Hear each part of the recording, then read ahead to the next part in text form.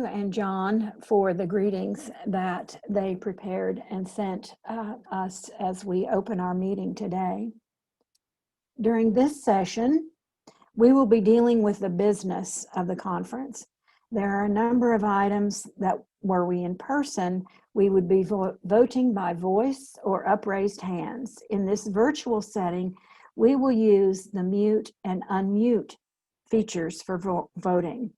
According to the agenda, the first item of business is accepting the rules of procedure, which were posted on the website. There have been no changes in the rules from previous years. The question is before the conference. For this vote, only this vote, if you have objections to the rules of procedure, please unmute your microphone and say no. No.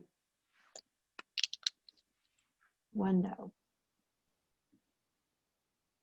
Any abstain?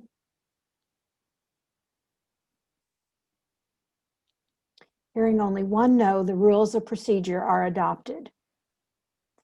The next item of business is establishing the presence of a quorum. Our conference constitution states that delegates from 1/3 of the congregations of the conference constitute a quorum. There are 34 congregations registered with voting delegates. Therefore, I declare that we have met our constitutional requirements for a quorum.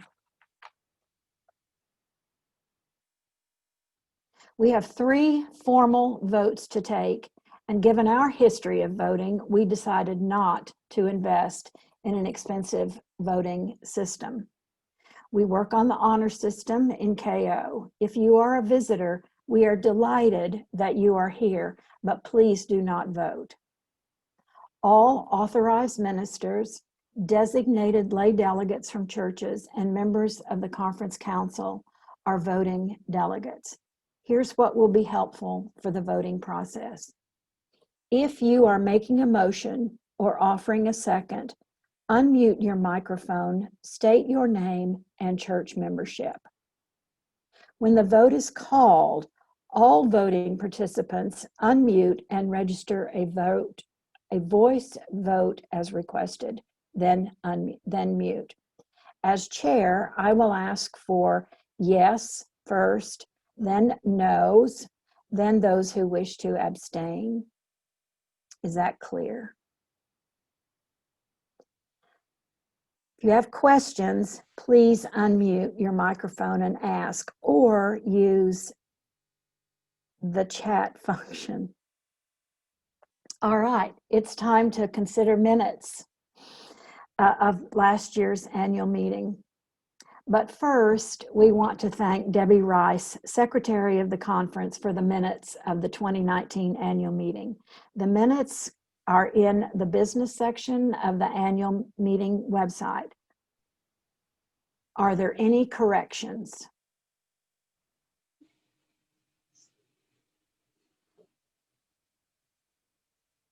Hearing no corrections, I declare the minutes approved by general consent. Again, thank you, Debbie. Now it is my pleasure to introduce Mark Van Dorn, our conference treasurer. Mark will lead us through a financial report and introduce the 2021 proposed budget. Mark.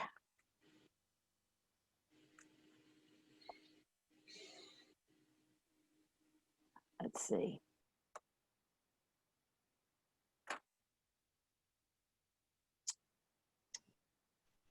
Perhaps Mark is unmuting. There you are. Good morning, Mark. Good morning. Am I working? You are, yes. How exciting. Good morning. It's so nice to see you all. I'm sure, like me, you all could use a hug, so I guess this is a virtual hug, and it sure feels good. Many of you know that for the last 8 years, the Financial Services Office of Cleveland has provided our day-to-day accounting and bookkeeping services for KO. Mr. Ron Nowak, the Assistant Controller for the National Offices of the United Church of Christ, is the person who oversees the day-to-day financial work of KO. Ron has joined us and will review our financial reports and respond to any questions you might have about the state of KO's financial position. Good morning and welcome, Ron. Good morning. Thank you, Mark. And good morning to everyone. What I'll do here is take you through the 2019 year-end statements, and hopefully I'll be able to get this up on the screen for everybody, and take any questions that you have about that. So let's give this a shot here. Okay.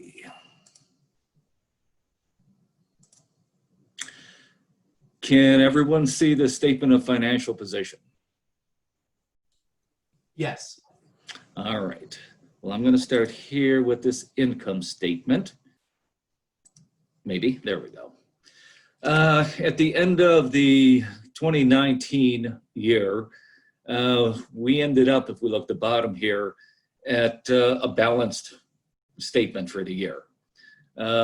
We were able to balance it primarily because we went into our reserves and we took out approximately $4,800 to balance out the year. That $4,800 deficit for the year pretty much corresponds with the annual meeting for 2019, in that we did not totally cover our costs. So we were a little bit over there, a little under $5,000. But all in all, the year was pretty good. We were under, per usual, on our OCWM, about $10,000 lower than what we had done in 2018. But that seems to be the trend. Every year we seem to go down.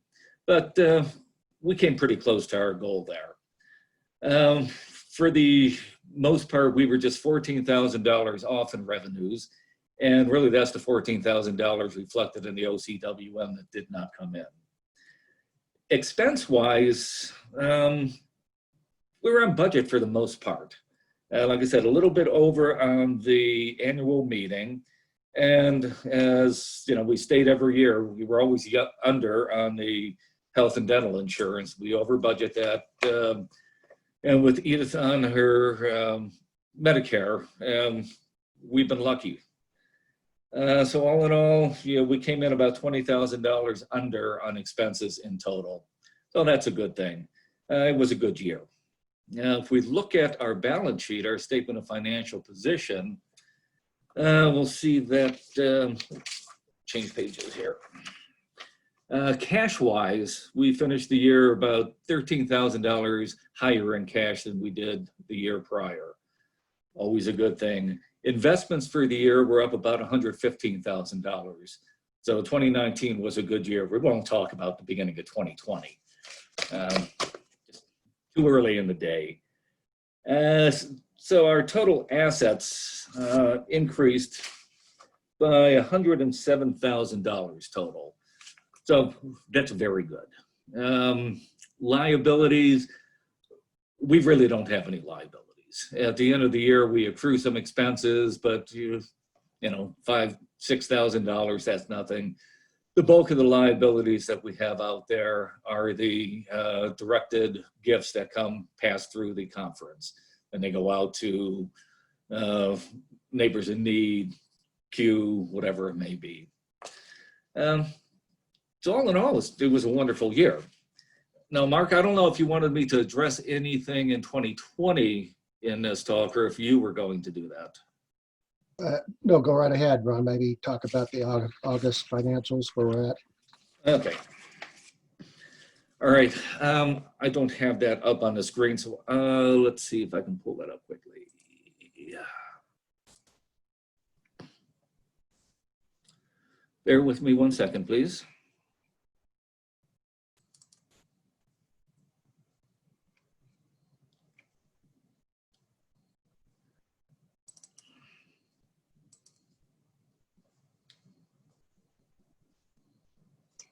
If COVID has done nothing else, it has taught us the art of patience.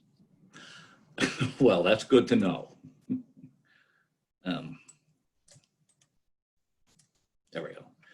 All right. As of August 31st, 2020, you can see we're behind where we should be with our OCWM quite a bit. But Ron, we can't see it. oh, you can't? Oh, I'm sorry. We're still on 2019 on our screens. Oh, you are. Well, let's see what I can do about that.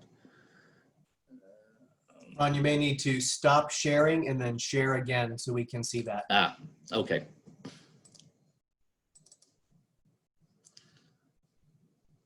Oh, I can almost see where I am here. Can you see that? Yes. Okay. Ron, excuse me, Yes. this is Bobby. Someone has asked if there's any way to increase the size of the print on the spreadsheet. Let me see what I can do with that.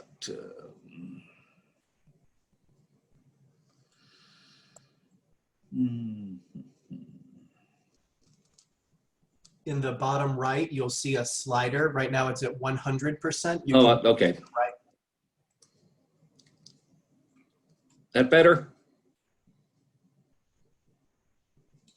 Thank you, Ron. All right. Okay, you can see with our OCWM here, we're quite a bit behind year to date in receiving those funds, but that's not unusual. The bulk of the OCWM seems to come in towards the end of the year, and into the new year, we accrue it at the year end. So I'm not overly concerned with that. You can see we're just a couple $1,000s below where we were in 2019. So that's a pretty good sign. And considering everything that's been going on with COVID and everybody isolating, I just think it's a wonderful thing that the offerings that are coming in at the rate that they are. Very, very impressive and very needed. As far as the other special mission offerings are going, they're seasonal, so you can't always match them up year to date to year to date. But overall, we're below on those. Where we end up at year end, I really can't guess at this time. Other directed gifts, medical debt relief, certainly did well with that. Friends of the conference done well. You know, not a lot of funds flow through there, but they're pretty much on target there. Operating expenses and income, we're a little bit in a deficit situation, but not that much. I'm not that concerned with it. Mainly the OCWM not coming in till later in the year. So that doesn't concern me at all. As far as our assets go, we're up $82,000, $83,000 there. So we have to be happy about that. The investments have pretty much come back as of September, which we're not reflecting here. We pretty much made up all the losses that we suffered earlier in the year. So thank goodness for that. Liabilities, as I said, they're next to nothing. The $23,000 that you see under other liabilities there, that is the money that we got from the government to keep things running. We don't have any word yet on the reporting of that or the possible relief from that, the forgiveness. So when that happens, everybody will be notified. Assets are up, mainly because we're back up with the investments. So pretty good year to date so far in 2020. Are there any questions, comments?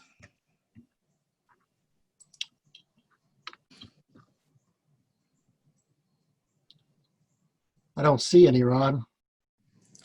Is that it, everybody? Thank you, Ron. We appreciate you taking the time to be with us, and we appreciate all your help over the years. Well, thank you for having me, and have a great meeting. Thank you. Next year. Yep. The responsibilities of the Finance and Stewardship Committee are varied, but it is really about managing resources for our ministry. We have a good story to tell, and with the help of Aaron Frazier, our new development specialist, we will be better equipped to tell the story of how your dollars are changing lives here in Kansas and Oklahoma and beyond. COVID-19 has had an impact on many things, But with your support, our church's wider mission and Friends of the Conference, our shared ministry continues. I just wanted to make sure that you remember that everything you see, hear, and read related to the Kansas-Oklahoma Conference is supported by OCWM. The Keeping Our Church Connected During COVID grants, the Be the Church grants, the Committee on Ministries work, the website, the annual meeting, even things that are actually covered by special funding happen because your OCWM dollars make the important behind-the-scene work possible. The proposed 2021 budget, as published on the annual meeting website, totals $276,317. As explained in the document entitled Budget Highlights, the increase in the proposed budget for 2021 is attributed to expenses for the upcoming search process, additional expenses under dues and subscriptions because of our virtual meetings, and we have added a small amount for annual meeting as there has never been a line item for that in our budget. We did not include a salary increase for 2021 for our conference minister. Since OCWM dollars are not increasing, the Conference Council recommends that the increase in the budget be covered from our unrestricted reserves. This is consistent with what has been done in the past. I know it is difficult to talk about an increase in OCWM, especially for next year, but KO has not had an increase in OCWM for many years. We are fortunate this year that so far our OCWM is holding steady with receipts at nearly the same amount at the end of August as they were last year. Given COVID-19 and the reality that most congregations are meeting virtually, that's an amazing thing, and we are so very grateful and we recognize the blessing of it. As we move to take action on the budget, it is important to note that our operating expenses have been under budget in the past. As I have said, year after year, we are under budget each year because of the Conference Council includes the cost of health insurance for our conference minister's family.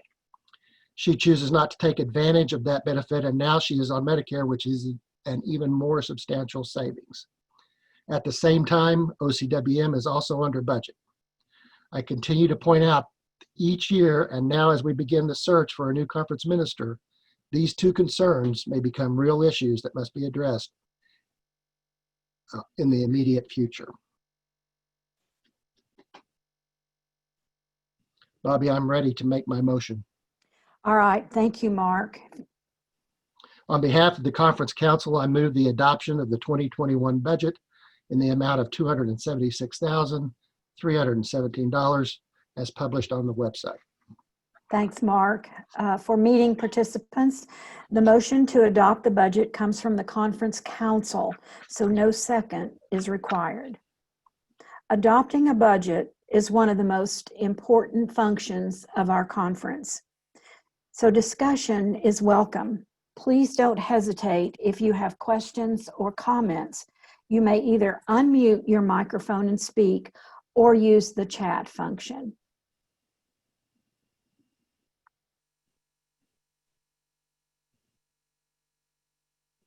Any questions or comments?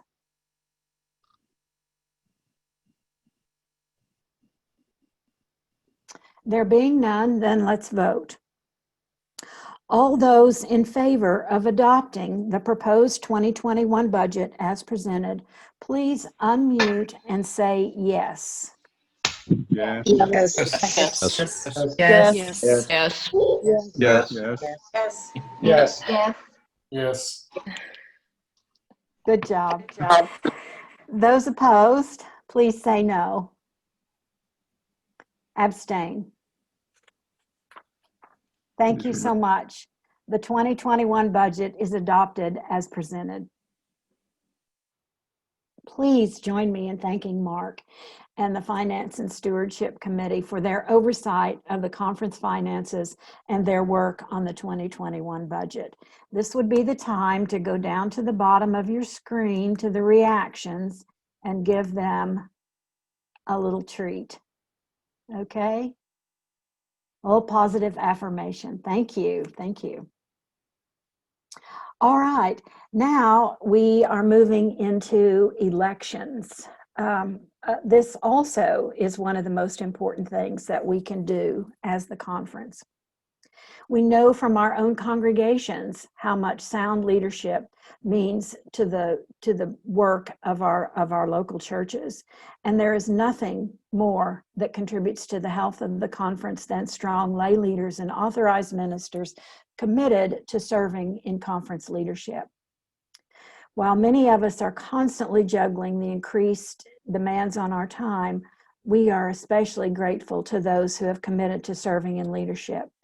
On the website, you will find more information about each of the individuals. There's actually, we've posted biographical sketches there. These are the people who will join the conference council and other positions responsible for ongoing work. Officer, let's begin now. Officer of the conference and member of conference council, Mandy Cook, secretary of the conference, first term, class of 2022. Conference council members, Sheridan Irick, ecumenical and interfaith partnership liaison, class of 2023. Suzanne Nichols, chair of committee A and member of conference council, second term, class of 2023. Committee on Ministry, Ellen Neufeld, Subcommittee A, nominated for a second term, class of 2023. Mari Pico, Subcommittee A, nominated for a first full term, class of 2023. Cody Rhine, Subcommittee D, nominated to a second term, class of 2023. General Synod Delegates, class of 2023. Helena Lord, Stephen Christofferson, and Kayla Bonnewell. Thank you, Michael, for the slides. Are there any nominations from the floor for any of these offices? If so, please unmute your microphones and make your nomination.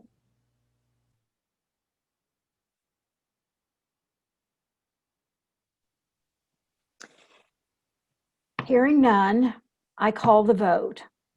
All in favor of electing the slate as presented, please say yes. Yes. Yes. Yes. Yes. Yes. Yes. Yes. Any opposed, say no. Any abstain? Thank you. The slate is elected as presented. Congratulations to each one elected to a position of leadership. We are deeply grateful for the gift of your time, your energy, your expertise, and your intellect. And we pledge to uphold you in our prayers. Thank you all for your participation in the business of the conference. Okay, I'm gonna do just a quick time check here.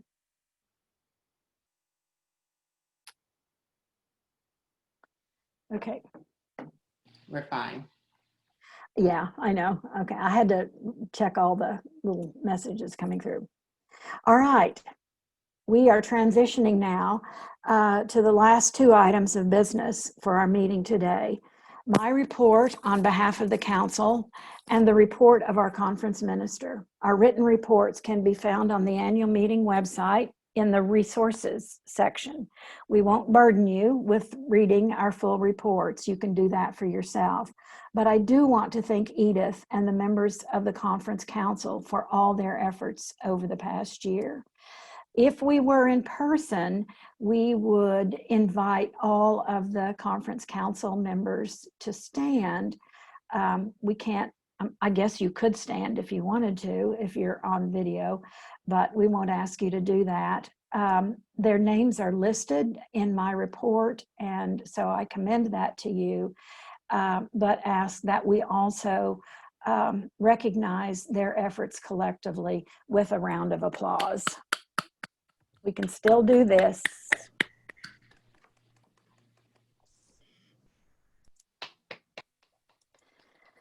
Okay, so the council We missed the pleasure of meeting together, but that did not deter us this year from convening virtually in the same time frames as we normally do in order to consider issues of importance to the operation of the conference.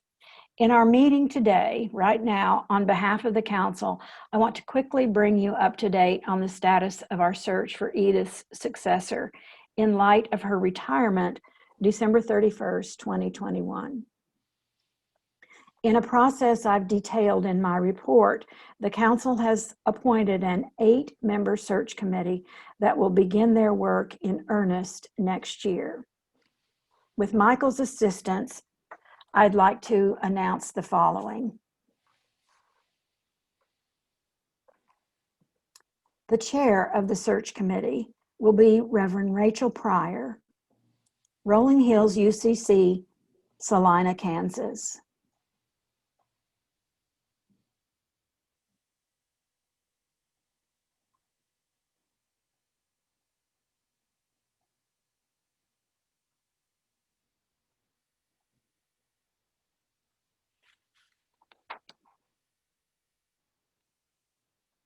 Susan Baker Anderson, Plymouth Congregational UCC, Lawrence, Kansas.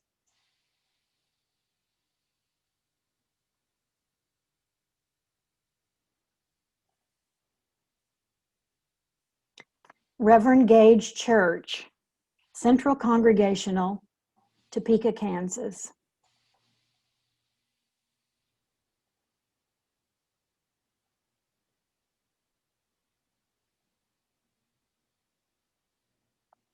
Mandy Cook, Evangelical UCC, Marysville, Kansas.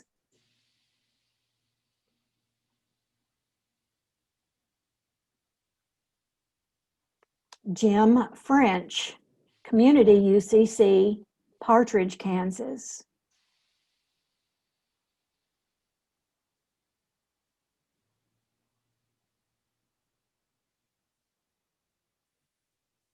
Meaghan Hunt, Mayflower Congregational Church, Oklahoma City, Oklahoma.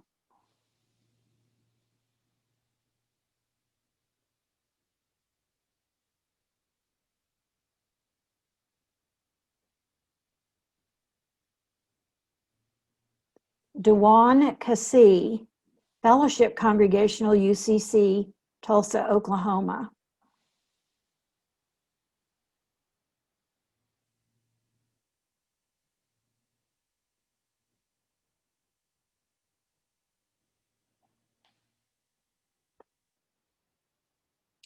Reverend Kayla Simmons Wood, First Congregational UCC, Manhattan, Kansas.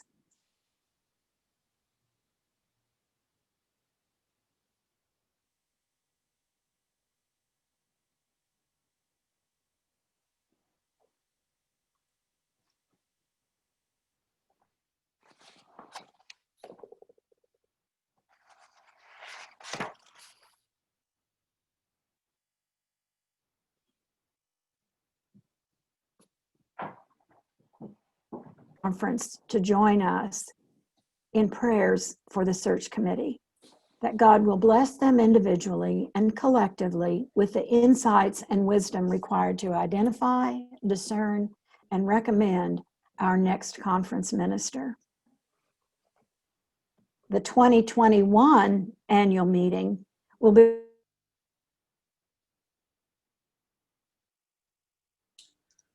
Bobby, you've muted yourself. all right, then I better start over, hadn't I? Thank you so much to all of these people who took part in the search for the search committee. We had a number of candidates that were nominated. We asked all nominated candidates to submit a brief explanation of why they wanted to serve on the committee and what what they might bring to the committee. And of those 13, could we have fielded a committee of 13, we would have. We were, however, limited to 8 by our Constitution, which says we can have no fewer than 6 and no more than 8 members on our search committee. We did our best, I think, and accomplished our goal of a group with diverse representation geographically, rural versus, I don't like to say rural versus urban, rural and urban, and other qualifications as well. So again, thank you to these people, and I ask all of the members of the conference to join the council in prayers for the search committee, that God will bless them individually and collectively with the insights and wisdom required to identify, discern, and recommend our next conference minister. Does anyone have any questions about the process for the search going forward? If so, unmute yourself.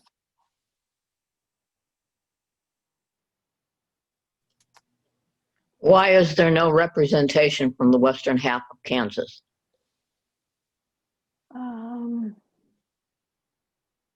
Okay, I can't, maybe Edith can answer. I mean, most likely we did not have a nominee. And Chris says, isn't Partridge in the western half? Unfortunately, I am not familiar enough with the churches that we would, that qualify for being in the western half. Oh, Travis Smith says ish, western-ish. Okay. Well, honestly, we don't have a lot of churches in the western half of Kansas. And Edith knows that I'm a contrary person.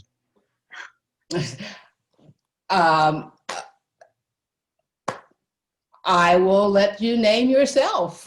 We really don't have that many churches in the western half of Kansas. And we took people who other folks nominated or who nominated themselves. Thanks, Edith. This group will, they will begin their work in earnest in January.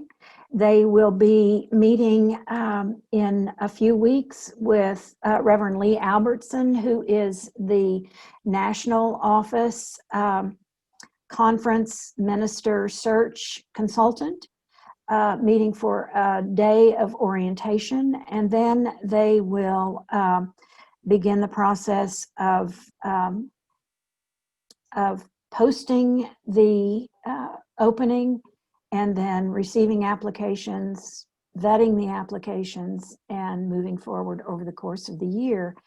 And the plan is that we will bring a name, a new conference minister's name to the conference, the annual meeting next October.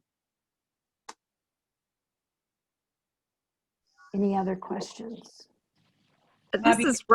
Sorry, go ahead. This is Rosie Robertson from St. John's United Church of Christ in Baldwin. Just kind of a back minister. This is a little bit budget related. So Edith, right now, we are so fortunate, as we've stated, that she is on Medicare and it's saving us money. In the future, where do we have an area on the budget or that we can pull funds from to cover someone if that is not the luxury this next time? Mark, would you like to address that? I'm sorry, I'm not clear who asked the question, but we already budget for full medical coverage, and so we would show a deficit if we had a new conference minister who used that entire benefit. And I believe although this is certainly not written in stone, that our current budget is pretty tight. There's not any fluff in it at all. In fact, we are enjoying a lot of savings because of the way Edith operates that a new conference minister probably won't allow us. And so the structure of our budget and the structure of our funding and how we use our reserves will likely change fairly dramatically in the next couple of years. And all I can say right now is that the conference is in a very good financial position, both in investments and in cash on hand, and our OCWM remains healthy even during this crisis that we find ourselves in. And I'm not clairvoyant enough to answer that question succinctly, but I feel like we'll be able to make ends meet as we move forward. I don't know if that helped at all, or if that just made it worse. No, thank you very much. That did help. Okay, thank you. Good question. And thanks to Mark for keeping this before the conference council, definitely, as we look at budgets every year. There's one question I want to answer, and that's from Michael. I'll go ahead and do that, but I do want to point you to the chat where there's been some responses also to some other questions. Michael asks, will there be updates from the search committee along the way? When can we expect to hear on their progress?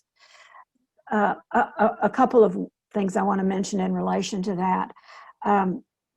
In compliance with our bylaws, there are 2 members of the conference council on the search committee, Mandy Cook and Kayla Simmons Wood. They are there as liaisons from the search committee to the conference council. And definitely the council will be receiving updates, but I want to be clear on what those updates will be. They will be referring to where the committee stands on what they're doing. For example, we will probably have a report sometime in February that the position announcement has been completed and will be posted on such and such a date. Maybe further along, we will get a report that says we have received this many applications and will be conducting interviews over the next 2 months, something like that. That will be pretty much the extent of the progress updates that we will receive. We won't be privy to the names of the candidates, for one thing. Those will be held in confidence by the search committee. But we do expect to have their report and their final candidate in time to bring that, of course, to the annual meeting next year, as well as, yes, we can provide probably around the same schedule as the conference council meetings. We can provide updates in e-news, just as to the status of their progress. Does that make sense? Yeah, Okay. thank you. Good. So that unless there are other, the other thing that I just want to say in relation to the search committee, with the assistance of Reverend Albertson, of Lee Albertson from the national office, they will be reviewing candidates. But just a reminder to those of the rest of us who I can tell you will be very curious about what they're doing. Their work will be held in the utmost confidentiality. So you're welcome to ask them your questions, but they will very clearly understand the boundaries of what they can discuss in terms of the search committee. So any other questions? Bobby, I just want to mention two things real Okay. briefly. One is that I do want to share with everyone that Dewan has agreed to serve as the chaplain of the search committee, and we're so grateful for that. He's going to be really wonderful in the role.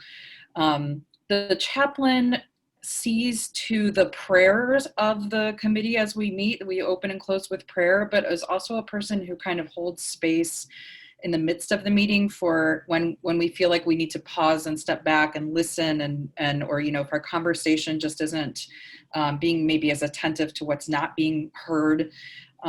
So we're so thankful for him to have agreed to help lead the committee in that way. The other thing I wanted to say, just as a piece of information, I think that will be interesting to people, is that we are in fact not the first conference to do a search during the time of COVID. So there are already conferences that have been in the midst of this process and are farther along than us. And there are some that are sort of right about where we are. And so one of the resources that Lee brings to us is that already resources are being developed along the lines of, how do you do these interviews if you can't bring people in person? What is all of that going to look like for us? So we won't have to be the first ones to figure that out. We'll be able to rely on some of the experiences of other conferences that are going through this. And of course, so much may change before next summer or not, who knows? But it was really reassuring to me, and I hope it will be reassuring to all of you as well, that we're not the first ones going through this. There are resources that we can rely on. And so we'll just, do the best we can, and it will be a spirit-led process, whether it's on Zoom or in person. Mm-hmm. Thanks, Rachel.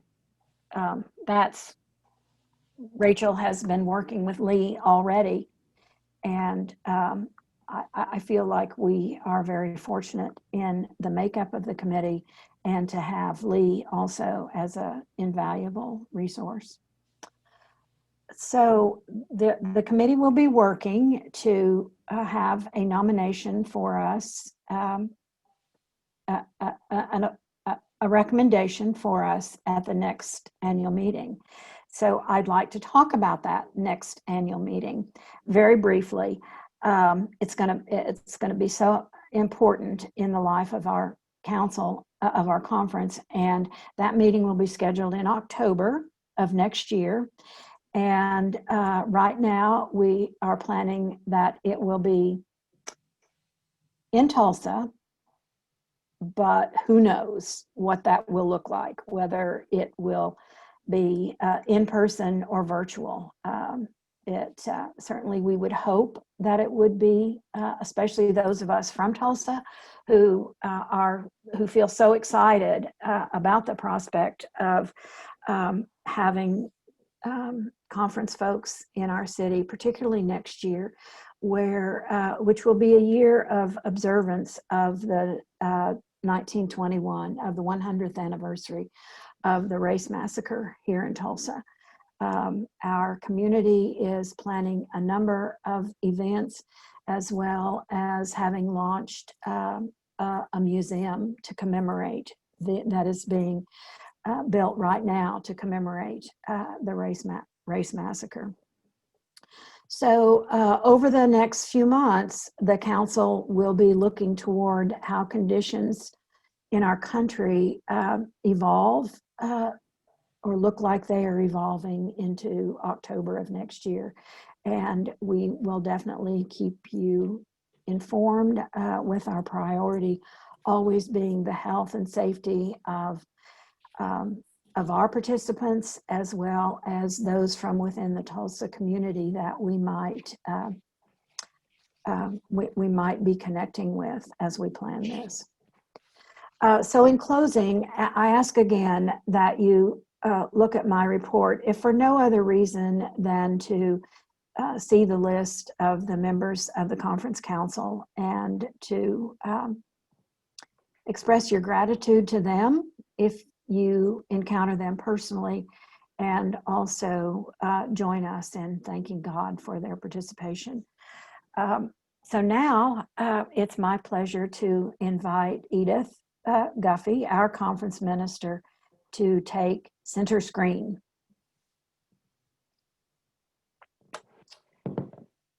Good morning, everyone. And before I begin my report to you, you may have noticed we ran a little over time last night, and we were scrambling at the end to adjust the schedule. And one of the things we cut last night was the video from United Church Funds. And as a loyal board member of United Church Funds, in fact, the chair of the board for United Church Funds, I'd like for us to take a few minutes and see that video. It was scheduled last night because I thought we were going to be able to announce how much debt we had purchased with our initiative on the medical debt. But since they are headquartered, RIP Medical Debt is headquartered in New York, they are so far behind, they are not going to be able to complete our buy until the middle of November. And you will recall that United Church Funds contributed $2,500 to our initiative. So it felt really appropriate that we see their video last night. But that didn't work out, the buy didn't work out, so we're gonna see their video this morning. So Michael, could you show it for us, please?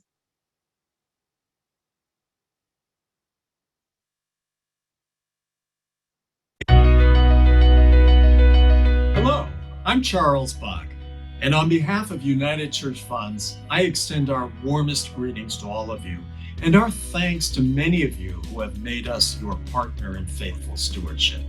Since it's not possible for us to gather together right now, the UCF team and I prepared this video to share what we do on your behalf. For over 100 years now, UCF has been working with local churches and religious organizations to be faithful stewards of their assets and resources. We offer customized investment portfolios and prudent investment strategies that provide competitive returns. In so doing, we help you fund your mission and ministry. Together, we use the power of investment to build community, improve lives, and create a just world for all. For decades, United Church Funds has collaborated with the United Church of Christ to ensure that our investment practices are in alignment with Christian values. To support this work, we actively partner with the most respected corporate watchdogs globally to monitor the impact and actions of every company we invest in. We also engage with corporate leaders, recently virtually, to encourage and promote more courageous action. For example, in recent months, we have met with leaders to combat climate change, to end the financing of private prisons, and to support pharmaceutical companies in holding the power of their life-saving products with even greater responsibility. Over 1,000 churches and faith-based organizations of all sizes and endowment levels have selected UCF as their partner in financial stewardship, and we take this trust seriously. Our clients benefit from customized investment portfolios and prudent investment strategies that provide competitive returns and long-term value. We also offer endowment governance consulting, planned giving programs, and superior personalized service. As a trusted partner, UCF and our investment team actively monitors and continually evaluates our family of funds, enabling us to act quickly as markets or investing needs change.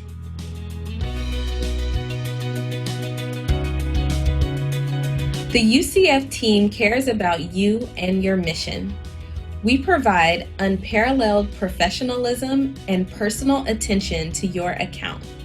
When you invest with UCF, you benefit from sophisticated and professionally managed funds, an experienced team to help guide your fiduciaries through asset allocation strategies, personalized client service, low and transparent fees, and a commitment to align your values with your portfolio through responsible investing.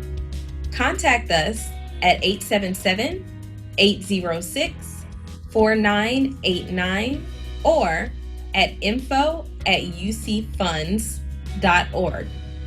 You can also visit our website at ucfunds.org to learn more. As you meet together, we pray the fullness of God's blessings and peace upon your gathering, and we look forward to seeing you again soon.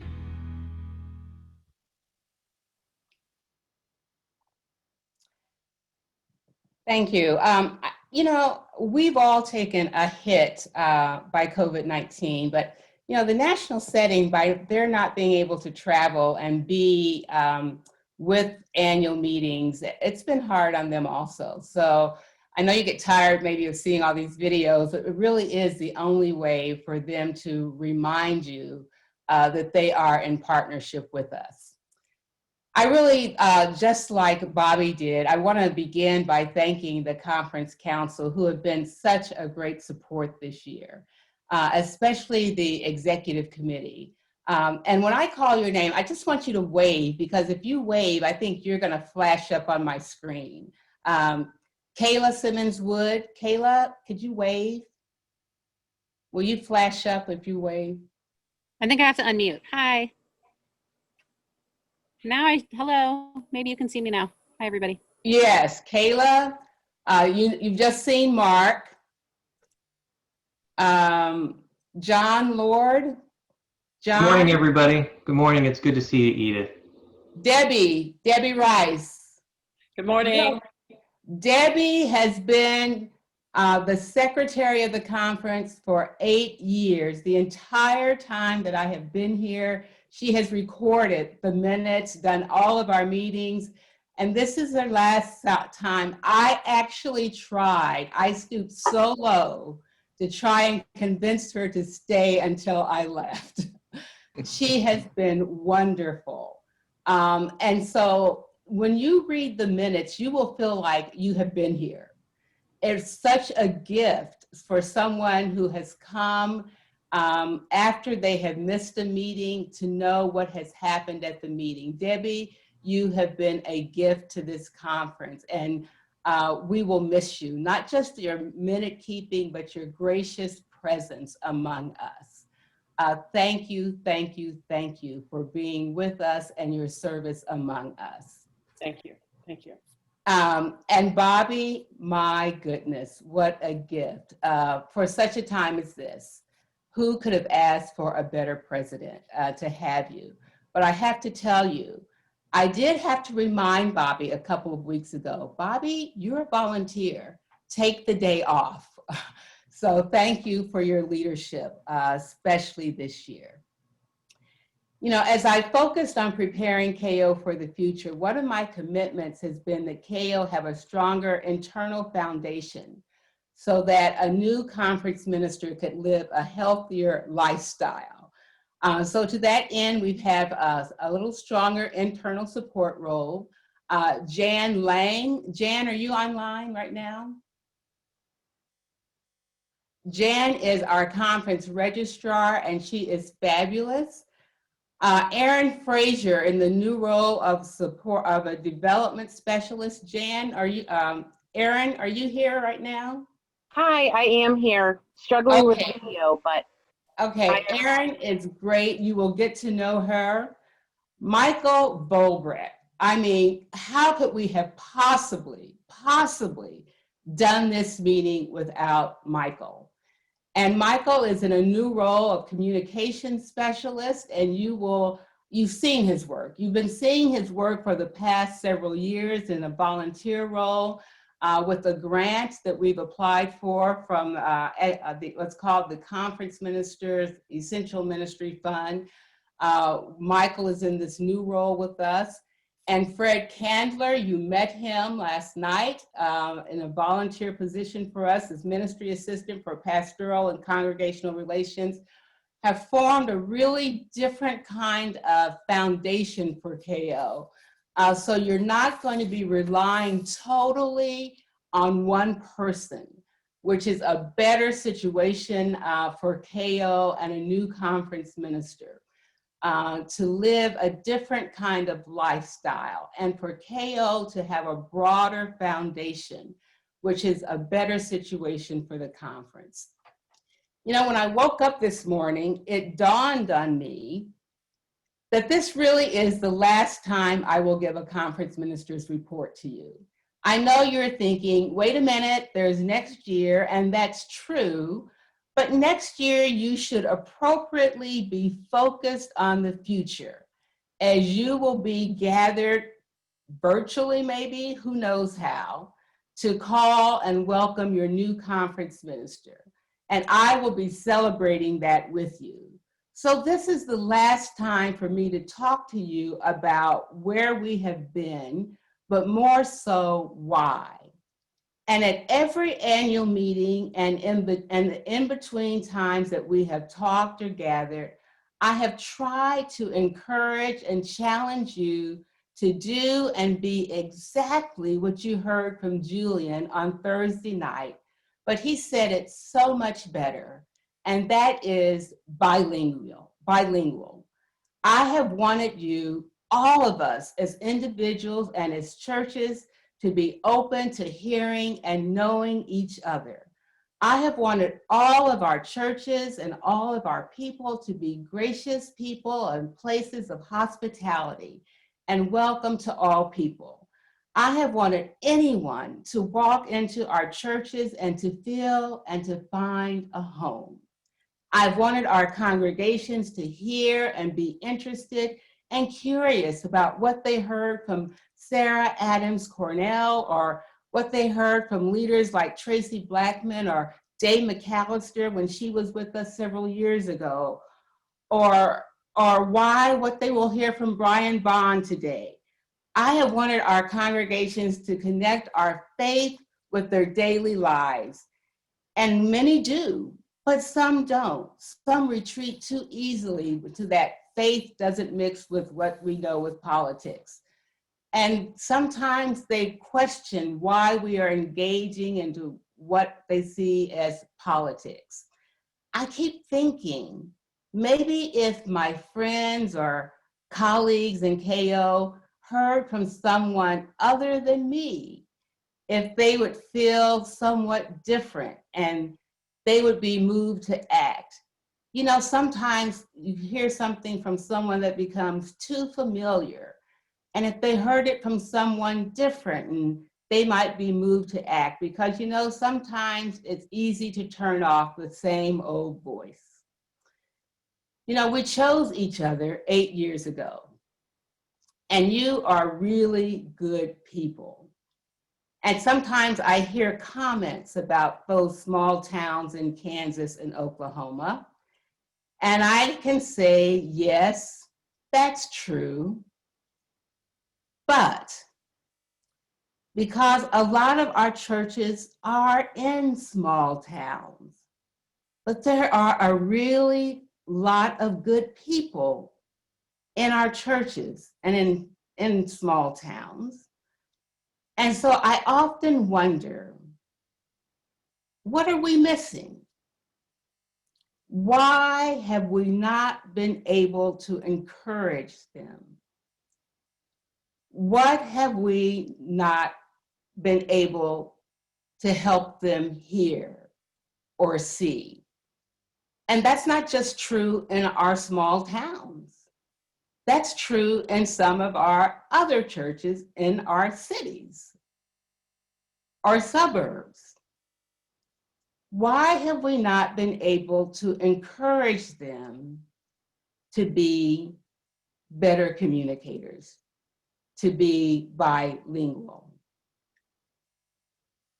Have we not been able to meet them where they are? What are we missing?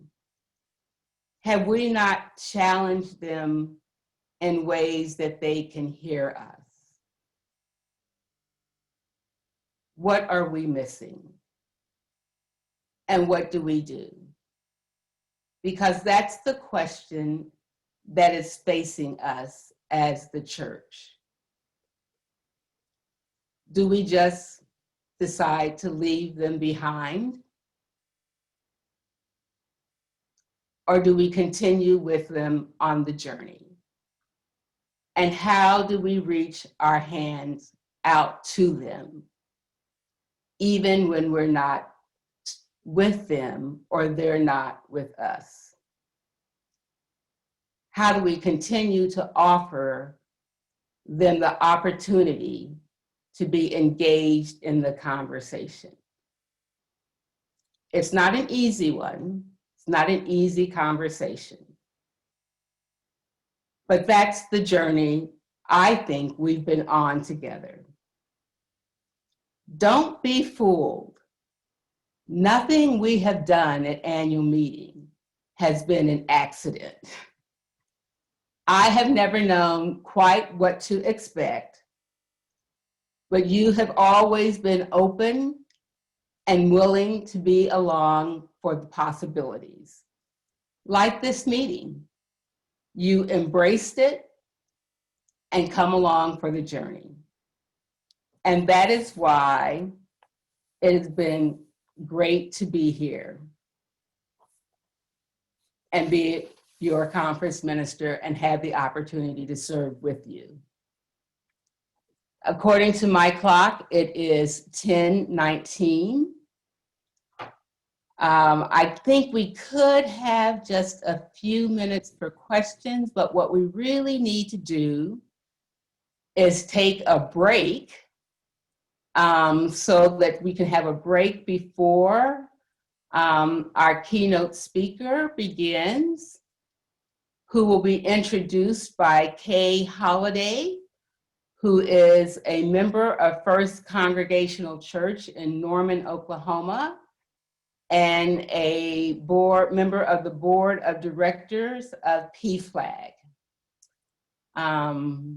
So do you have just a few quick questions? I think you saw my report. You know how to reach me. I could take 2 or 3 questions. Are there just a few quick questions?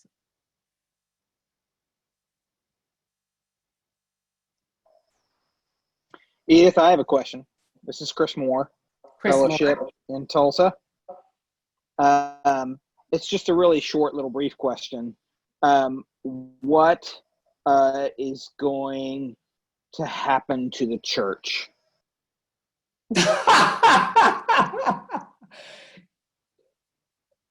The church will be as the church has been. It will continue to be. I don't know the future, Chris. What is going to happen? That's really disappointing. It's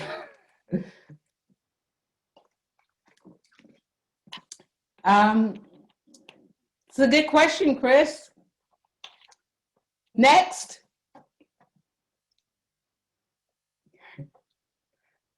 The church will continue to change. It won't be what it was yesterday. Next question.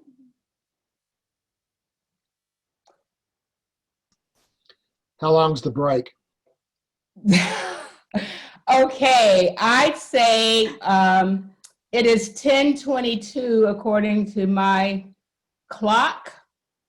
I'd say come back at 10:40 so that we can start at 10:40. And Kay Holliday will be up at 10:40. Right.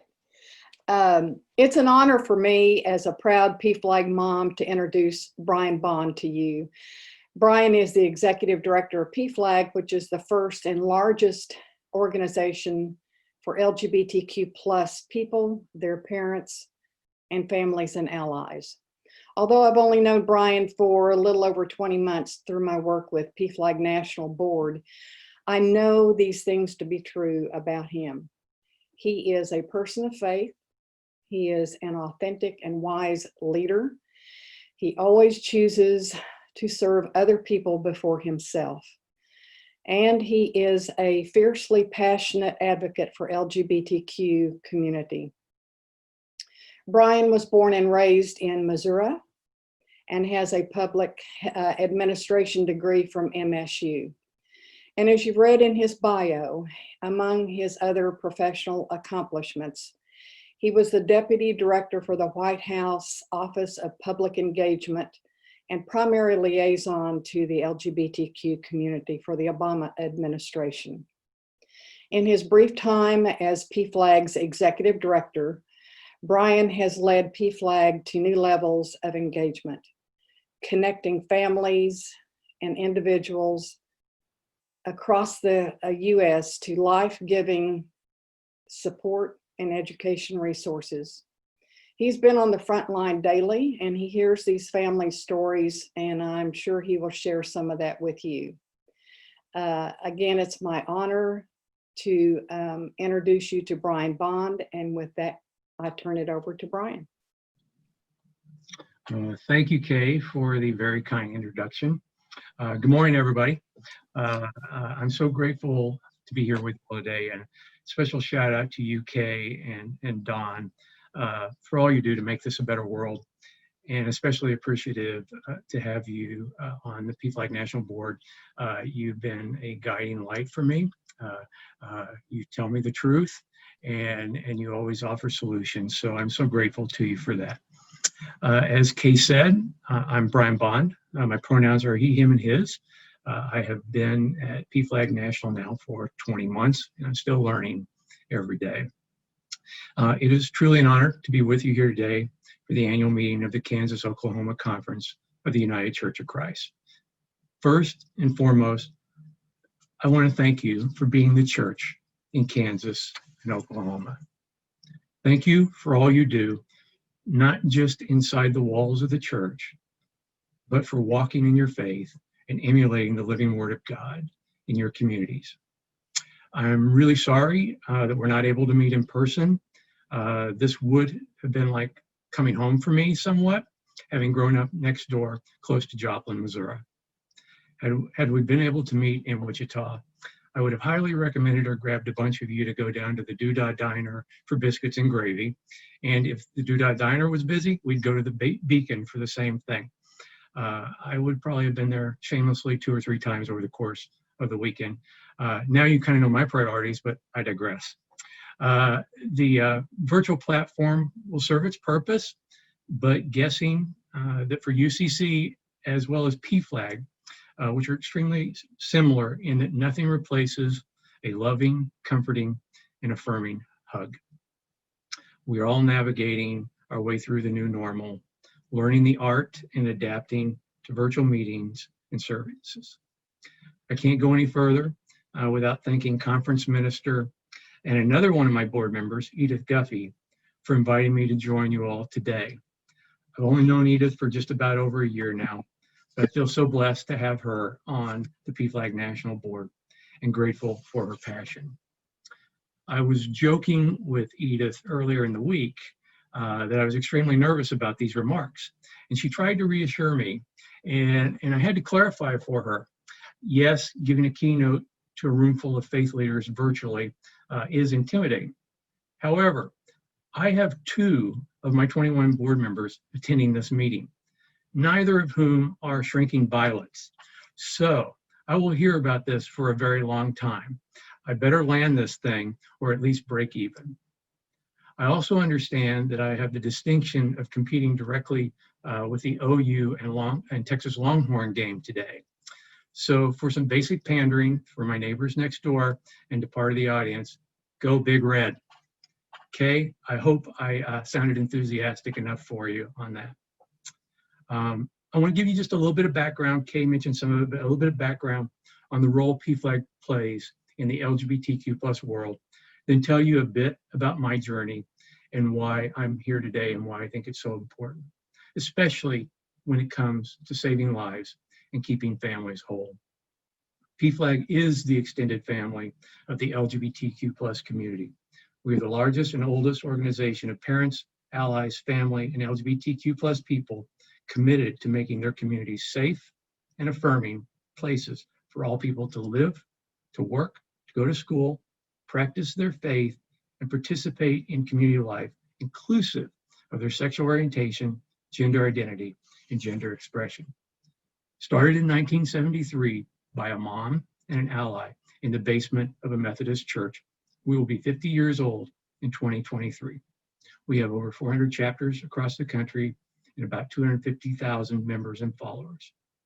In my conversations with Andy Lang, I know the UCC Open and Affirming Coalition does utilize some of our resources. Please feel free to check us out at pflag.org or follow us on social media at pflag. I've had some truly incredible jobs in my life, but working with passionate parents, and I tend to refer to them as fierce parents, and families across the country who want only the best for their kids is truly an honor and a labor of love. When the opportunity came up to run PFLAG National, I jumped at the chance to apply. Why? It was very simple for me.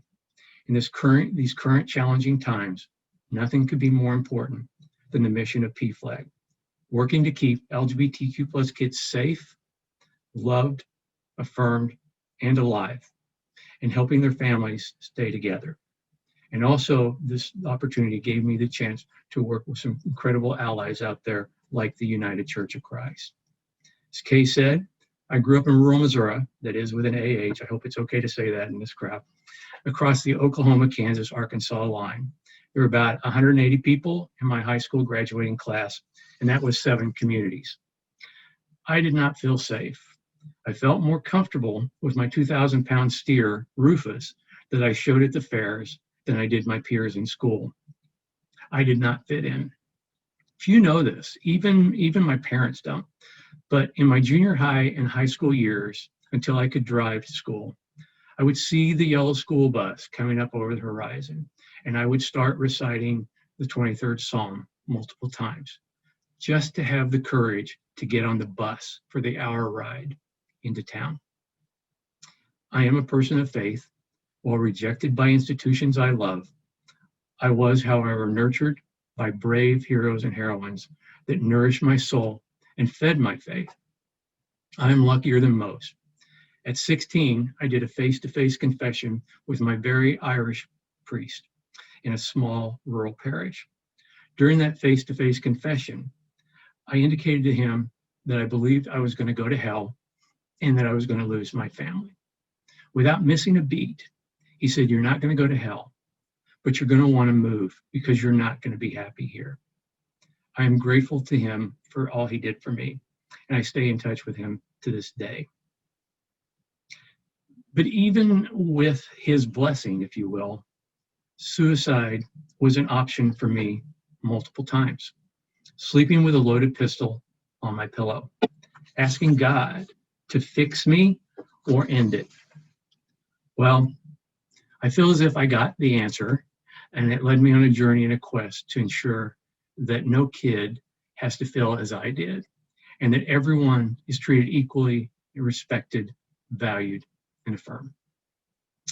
I'm HIV positive, 13 years sober, divorced after being together 17 years with my ex-husband. I have a 27-year-old stepdaughter whom I love dearly, and I have a sidekick, my dog Windsor, who Kay would know is more popular on social media and in Zoom meetings than me. And yes, I am one of those people that puts costumes on him for every single occasion.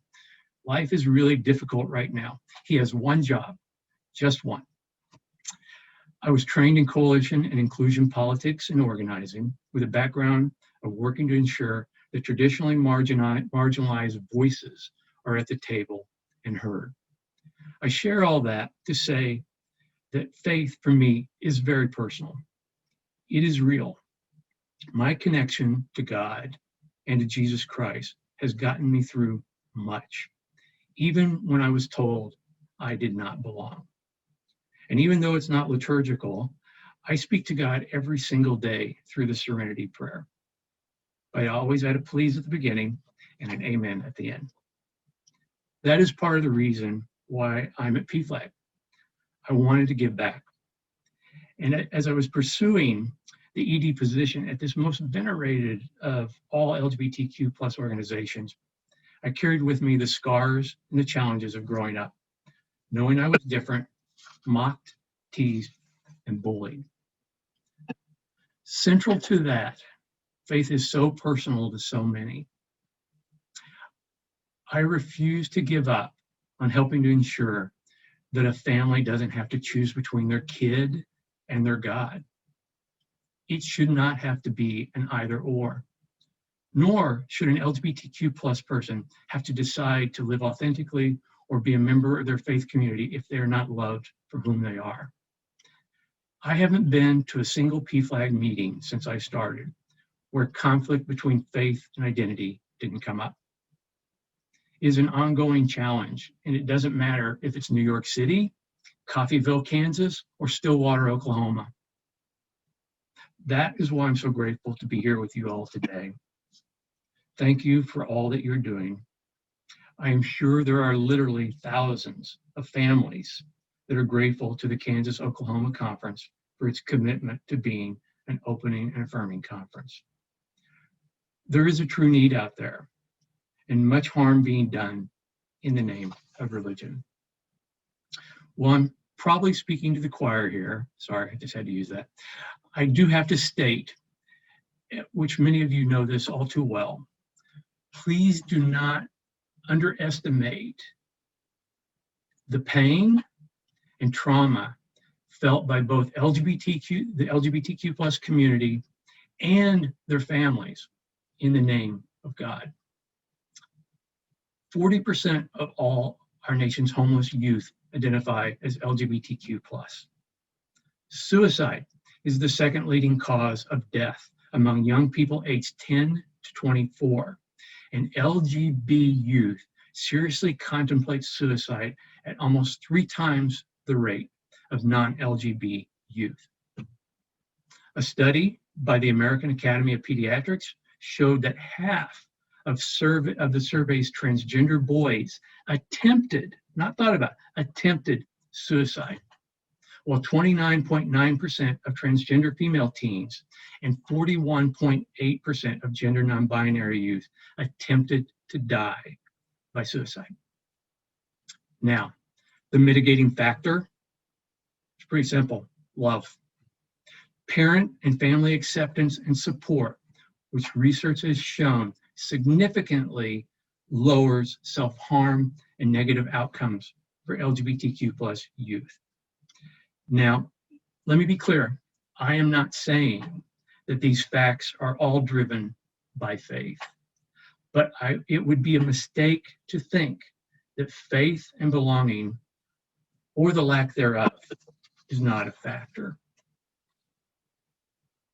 I also know that you all have spoken this week about social and racial justice as well.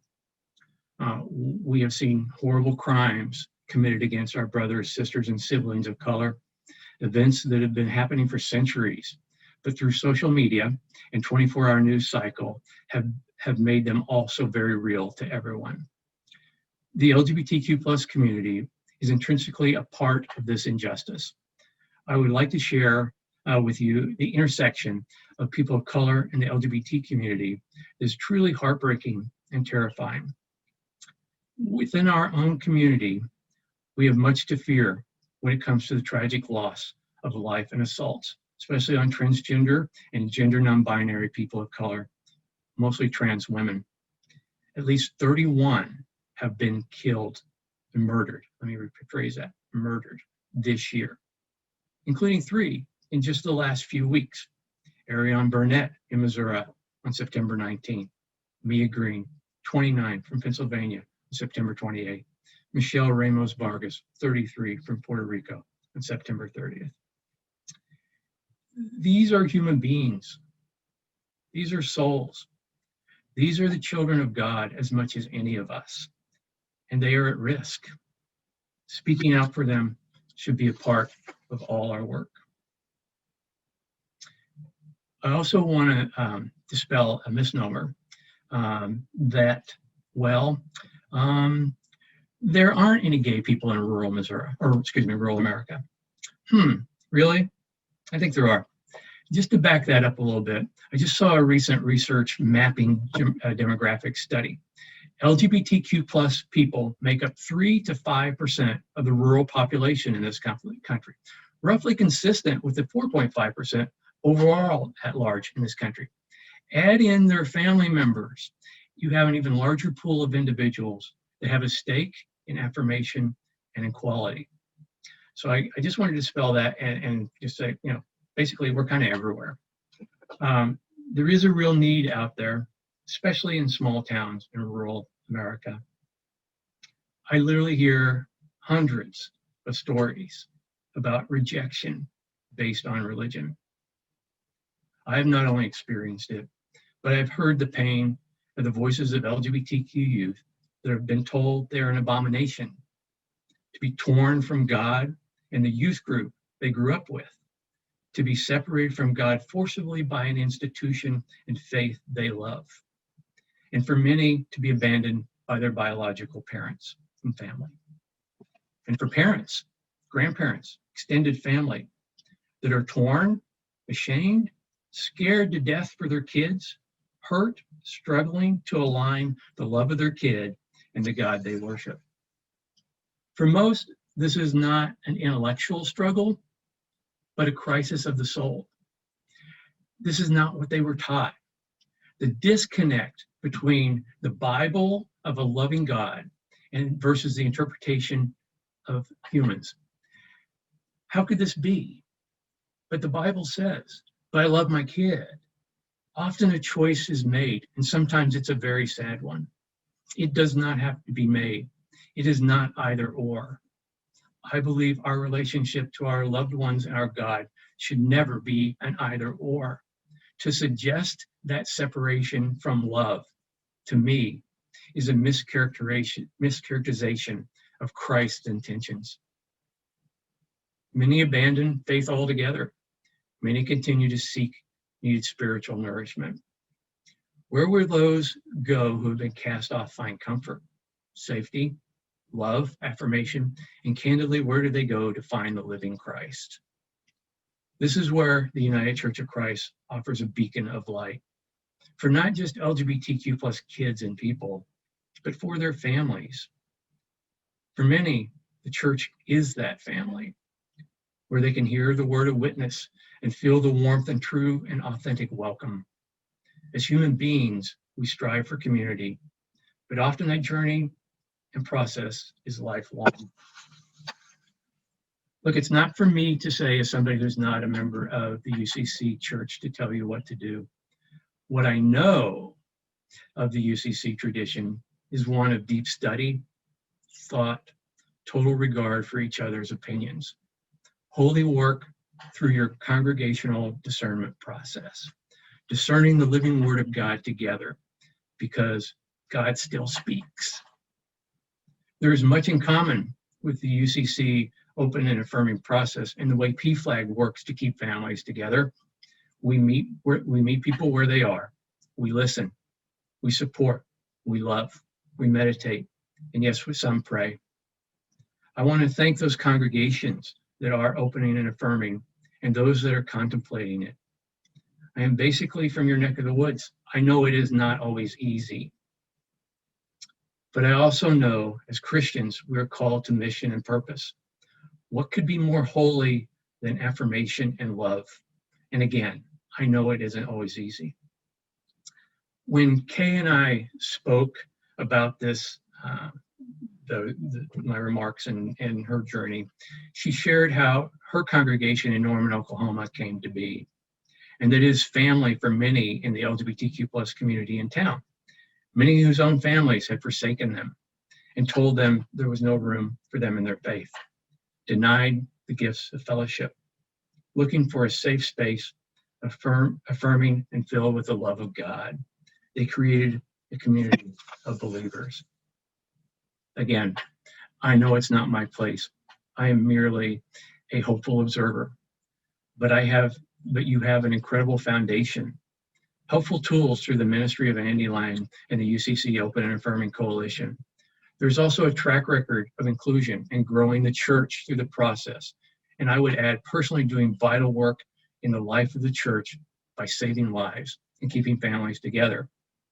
There's a thoughtful O&A journey on that path to a covenant through discernment, prayer, and faith. Ask yourself, are you fully welcoming? The kind of welcoming that says, hey, LGBTQ plus folks in your family, so glad you're here. Please come back next week. Or is it just the kind of, we're glad you came? Put yourself in the place of parents of LGBTQ plus kids who are looking for a safe harbor.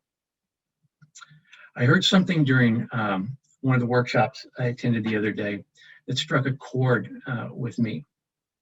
Tolerance is not a substitute for affirmation and love. Tolerance is not a substitute for affirmation and love. I would venture to guess Christ would agree with that. When I am challenged by faith and affirmation, I am reminded of a simple quote from one of my favorite pastors, Father Jim Martin, a Jesuit, that always helps ground me. It's really simple. Jesus's movement was about inclusion. He was creating a sense of us. I can assure you there is a need for community and for faith. I know there can be anxieties and fear around this. What do we lose? What do we gain? The only way to answer that is through thoughtful and prayerful dialogue in a congregation and a community of believers. I suspect, in just the stories I have heard, that with some work, congregations will actually strengthen, that there will be an infusion of gifts and abundance of love and growth. If we at PFLAG can help in any way with parents' voices to speak witness to truth, please let me know. Now, my job is not to be here to market for the United Church of Christ, but as I was on this journey to figure out what I was going to say, I heard story after story from PFLAGers since getting ready for this about entire families that stood up and walked out of their faith traditions, their services that they had been in for generations and in many for centuries. And they found a home in the United Church of Christ because they wanted their family together, respected, loved, and affirmed. And sadly, I know families that many that have just walked away completely. They need to know there is a place. They need to know there is a safe harbor.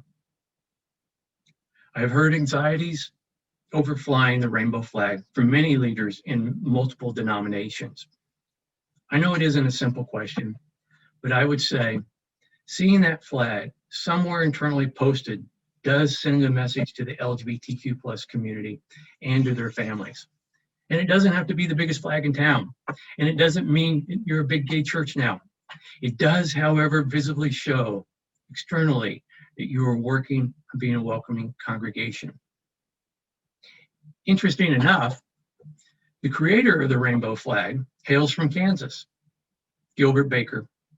Born in Chanute, went to high school in Parsons.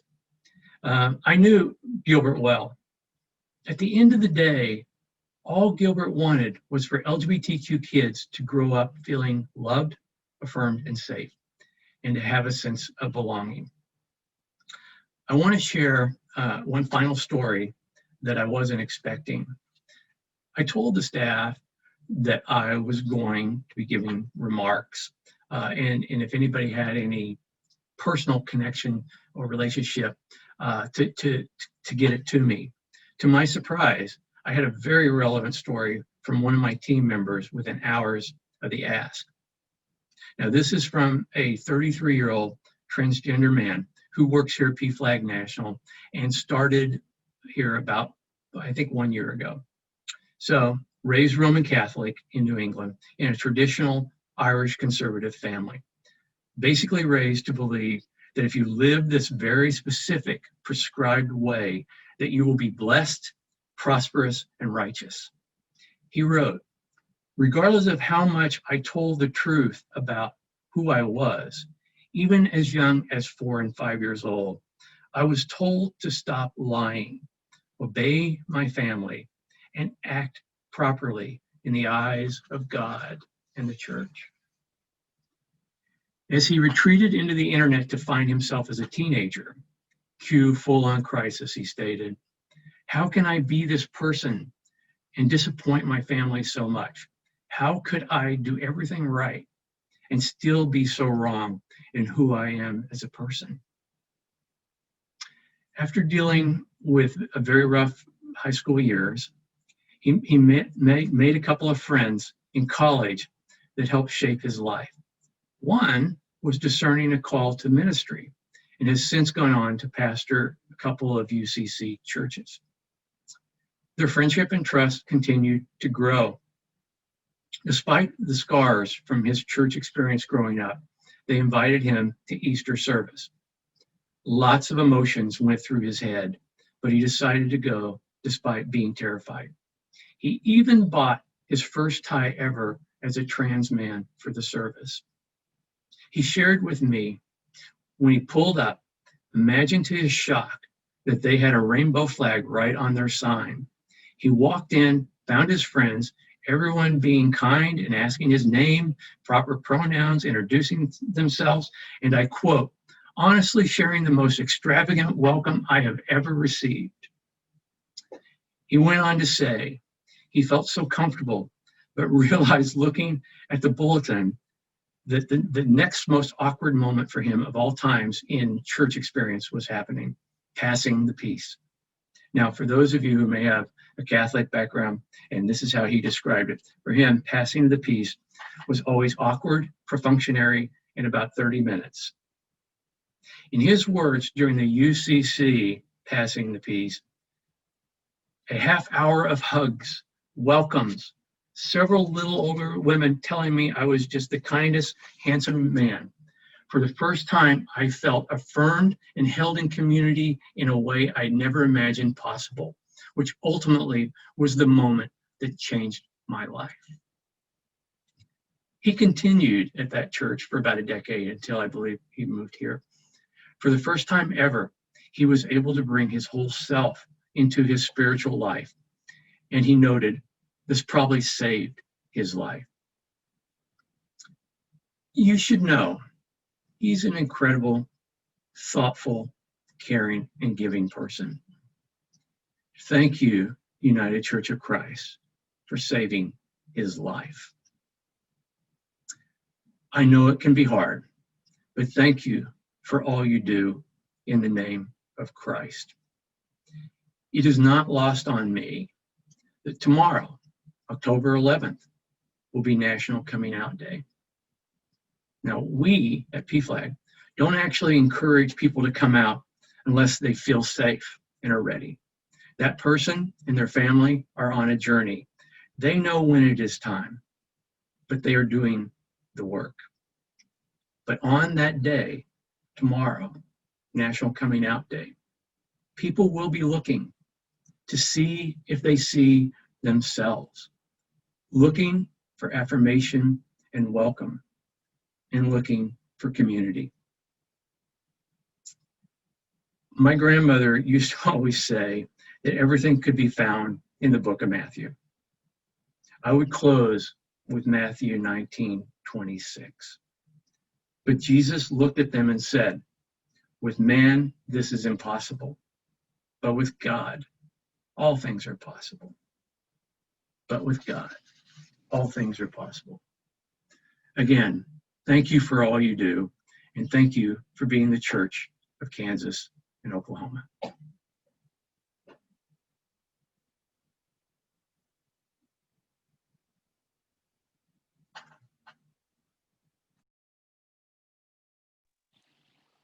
Thank you, Brian.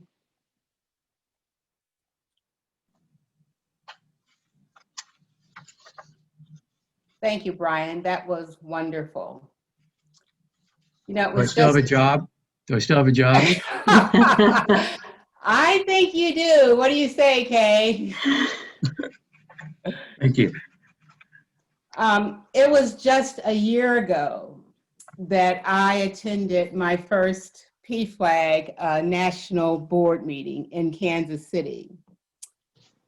And it was the first time in years that I had been to a national meeting of any kind that was not a UCC meeting, and where I was embarrassed, hear me, embarrassed that I was a part of the church. Because the stories that I was hearing about the church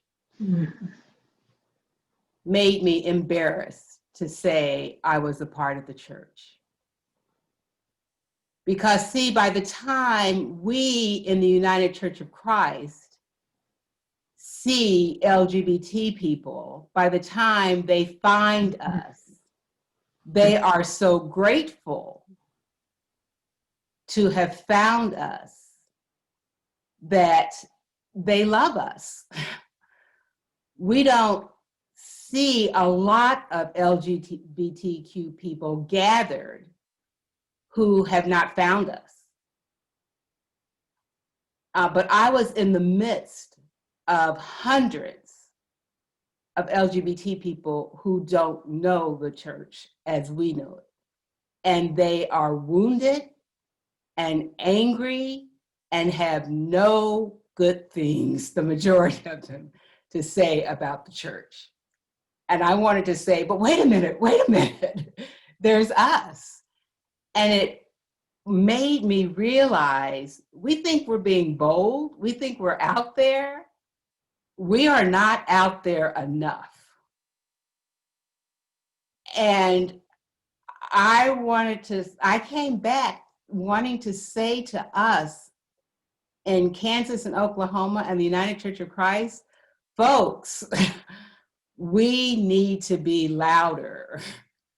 We need to be more vocal. We need to be more out there with our message, no matter where we are, about who we are, because there are too many people out there who don't know us yet, who are not hearing that they are loved and cared for and welcome just as they are.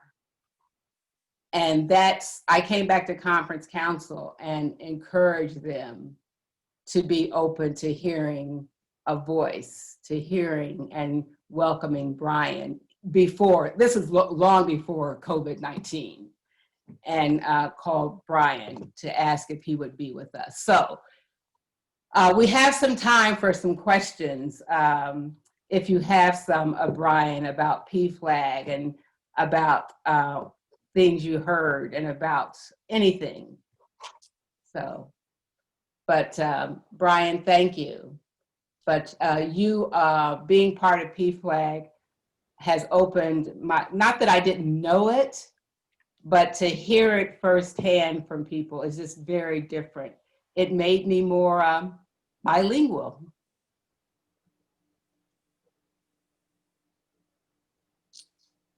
Questions, folks? Anything?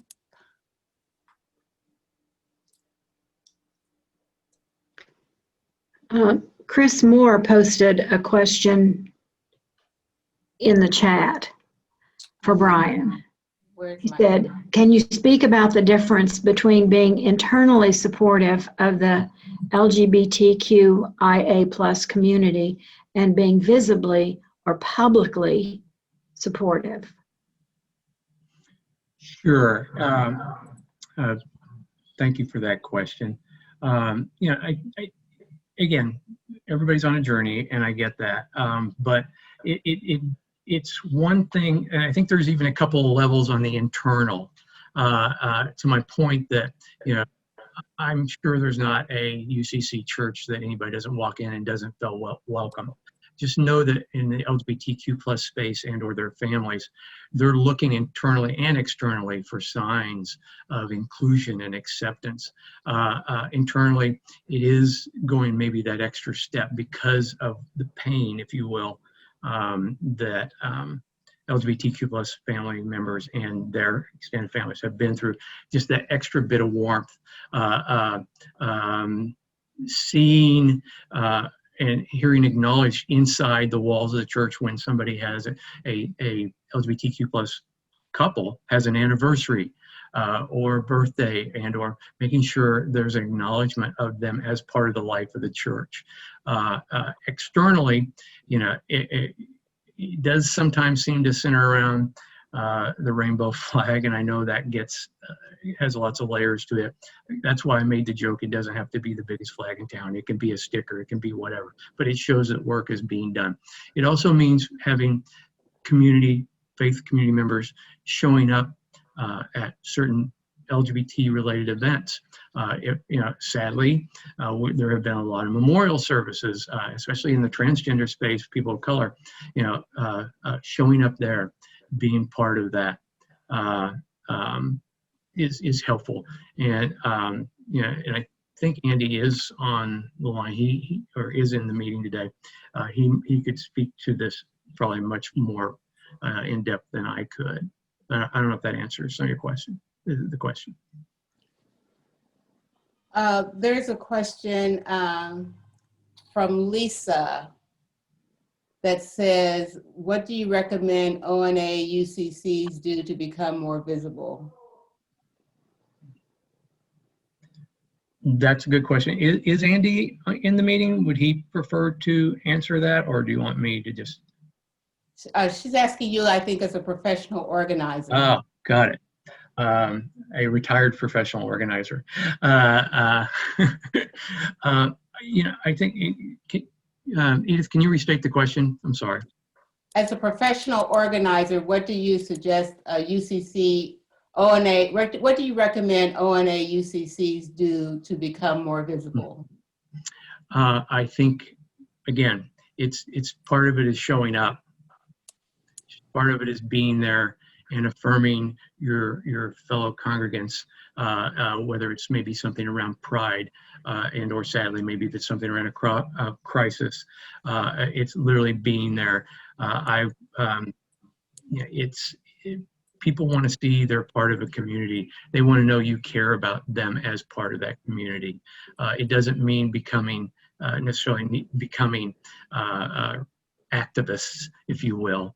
It means showing up and sharing love and welcome and supporting all of your community and congregation.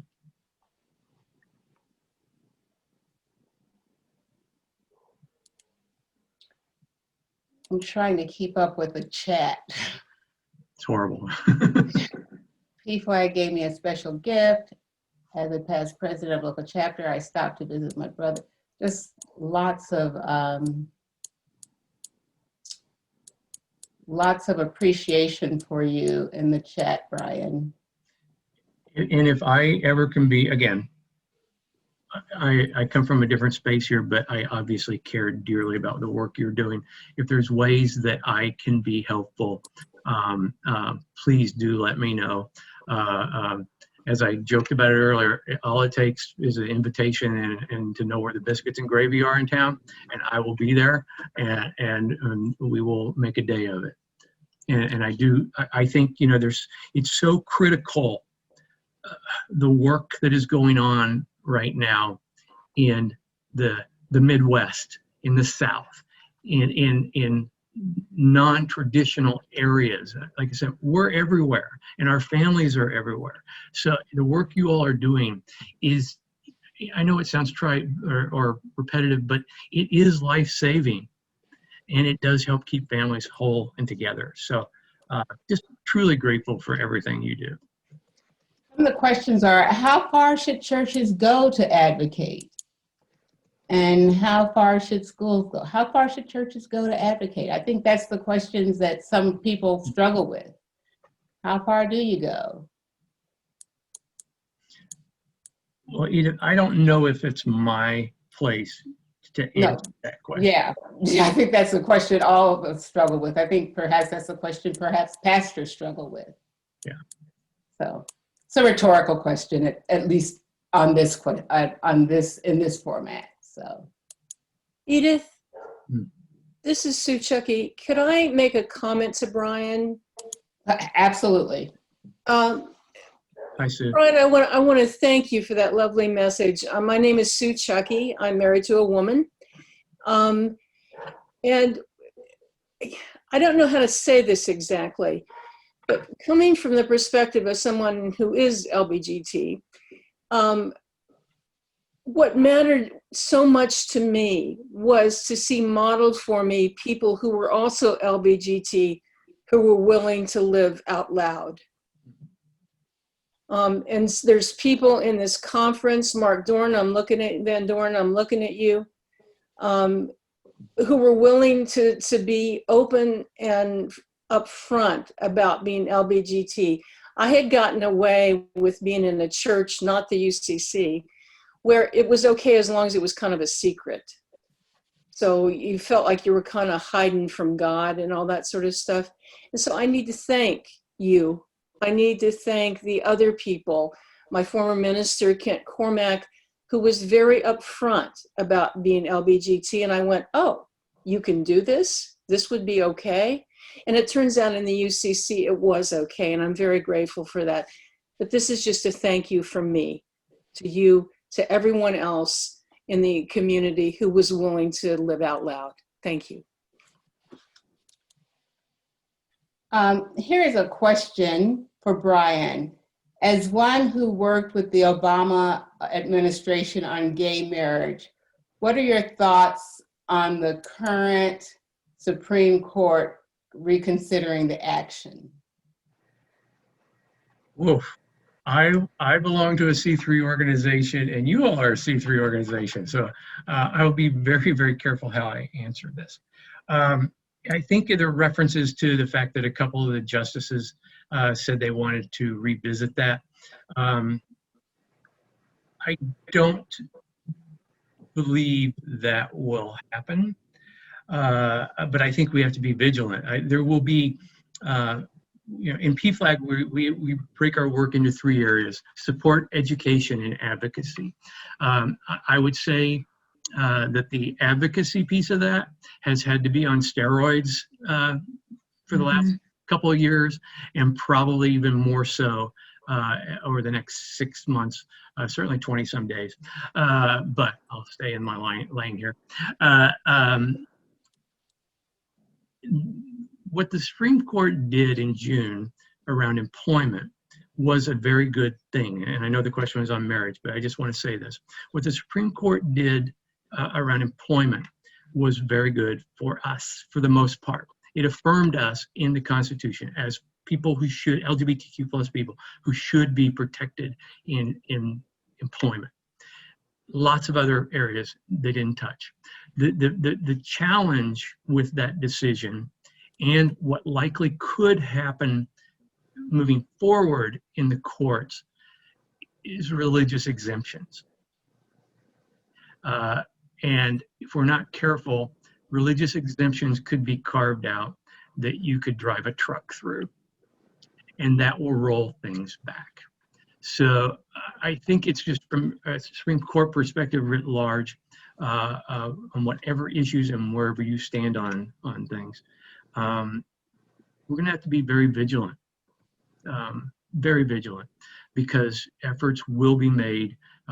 We're already starting to see some of the casework being done to start building up even more cases around religious exemptions, which, by the way, I would add from an advocacy perspective, the United Church of Christ voices in that, and the importance of protecting individuals' rights, and how that plays in the faith space. Your voices will be important and will matter as these decisions are being made.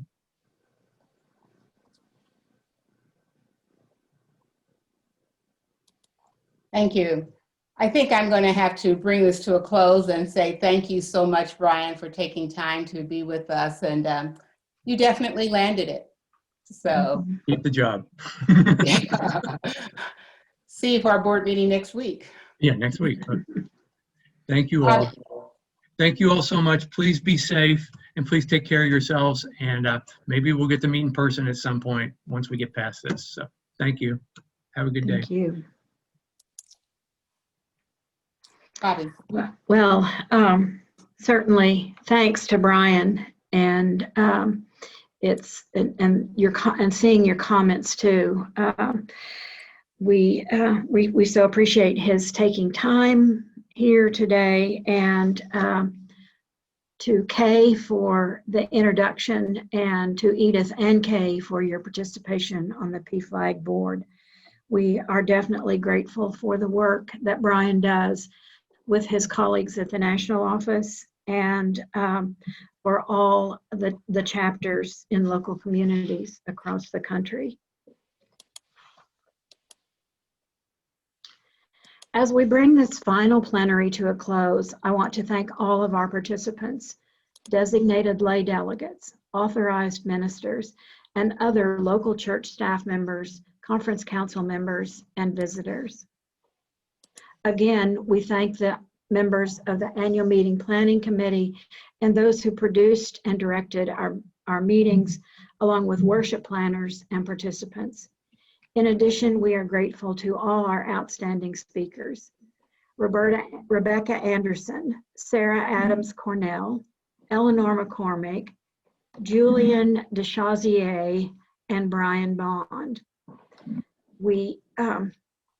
And I think that, so Michael posted the PFLAG website, and you also know how to reach Rebecca and Eleanor and Julian and Sarah. So if you have a chance and can thank them in person or thank them by email, I know they would appreciate that. It's been a great meeting.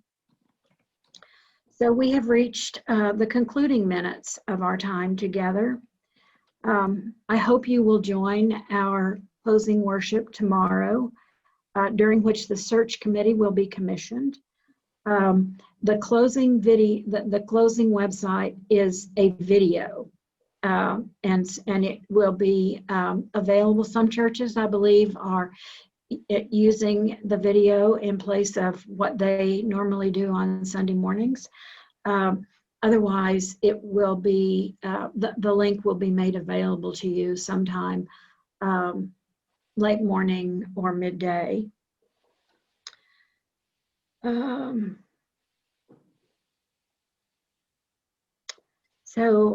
And we thank again those members of the search committee, and they are also participating in the worship tomorrow.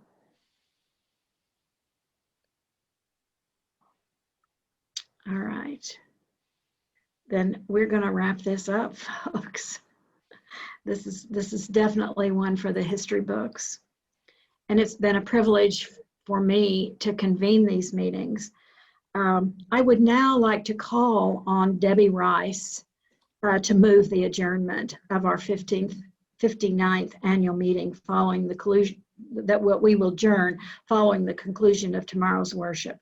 Debbie is a member at Wichita UCC, and as Edith mentioned, has served the conference council as secretary for 8 years. Debbie, we are grateful for your faithful service, for your wisdom and grace, and those of us that have had a chance to meet you and be with you in meetings, we will miss you. So Debbie Rice, I call on you. Thank you, Bobby. Thank you for the opportunity to serve with the past and current council. It's been an honor to do so. I move the adjournment of the 59th Kansas-Oklahoma Conference Annual Meeting following the close of the worship service tomorrow. Thank you, Debbie. Is there a second to the motion? You have a second, Mark Van Dorn. Okay, thank you, Mark. Any discussion? Hearing none. All those in favor of the motion to adjourn the 59th annual meeting following worship tomorrow say yes. Yes. Yes. Yes. Yes. Yes. Yes. Look, before noon, and we're only 30 minutes into the OU game. For those of you that need to get there. Ron's already got it started in there, I know. Yes, he does. Anyone wanting to register their objection to adjourning the meeting. Although it has been great fun. Thank you so much again to everyone. The motion is passed. We are adjourned until the close of worship tomorrow. But I have one more announcement. We can't leave without an announcement. Closing prayer. And that, yes, thank you, Edith.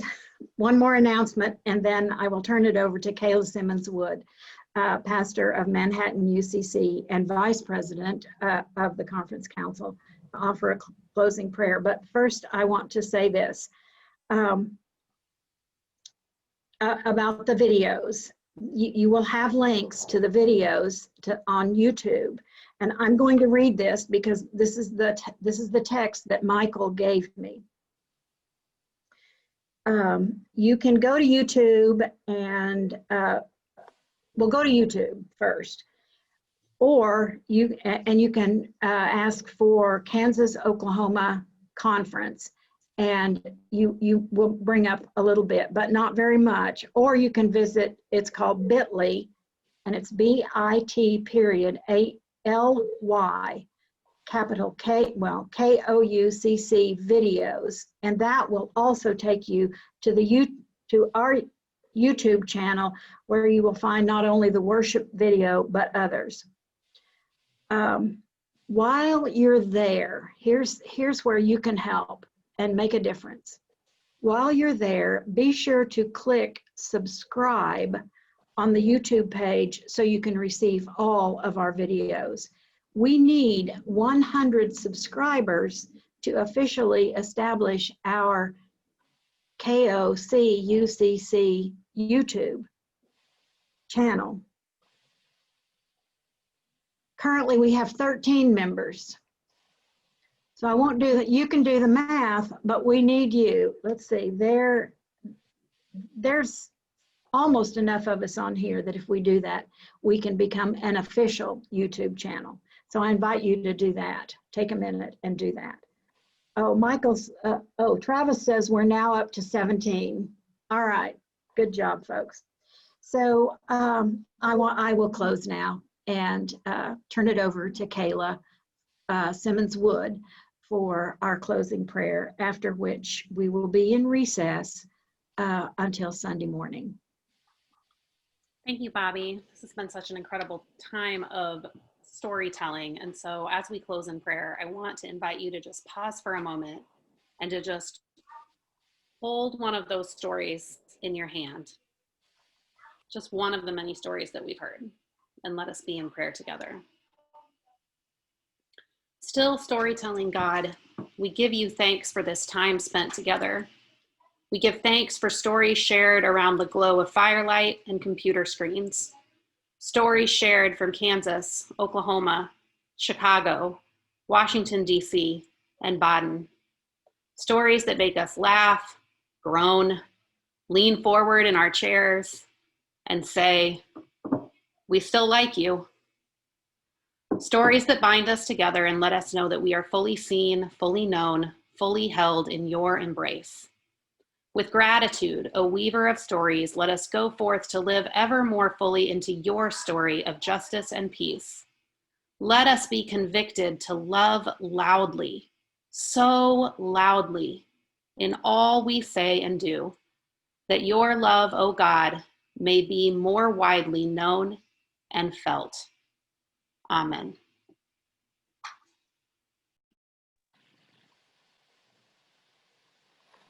Thanks, Kayla, and thank you everyone again. Enjoy your day. Enjoy the rest of your day. It's beautiful here in Tulsa. I hope it is where you are too.